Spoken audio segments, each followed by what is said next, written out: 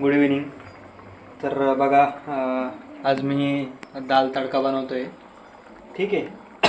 तर मी काय केलं आज, पहिले कांदा कापून घेतला, त्यानंतर टोमॅटो कापून घेतला आणि तोपर्यंत डाळ भिजत टाकून दिली. ठीक आहे. आणि ती डाळ कुकरमध्ये घेतली, त्यानंतर टोमॅटो आणि कांदा टाकून दिला. ठीक आहे. डाळ आणि टोमॅटो आणि कांदा आणि मीठ टाकलं थोडंसं आणि तर उकडून घेतलं व्यवस्थित. आणि सेम टाईम परत एक कांदा आणि एक टोमॅटो चिरून घेतला. आणि त्यानंतर जोपर्यंत ते उकडत होतं तोपर्यंत साईडला कढाई ठेवली आणि कढाईमध्ये तेल टाकलं. आणि त्यानंतर त्यामध्ये परत जो एक कांदा चिरलेला होता तो कांदा आणि थोडं ते तांबाटं ते परत फ्राय करून घेतला. आणि त्यावरती तेल वगैरे टाकून त्यानंतर मसाला आणि मीठ टाकलं आणि चांगलं हे करून घेतलं, फ्राय करून घेतलं.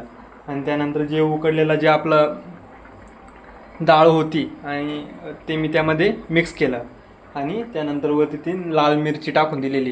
हे बघा, 3 लाल मिरची टाकून दिलेल्या आहेत. आणि आता ते उकडतं आहे. आणि सेम टाईम तसंच मी ढवळा भात पण केलेला आहे. आणि ठीक आहे, बघूया आता फायनल रेसिपी कशी होती. Bye bye.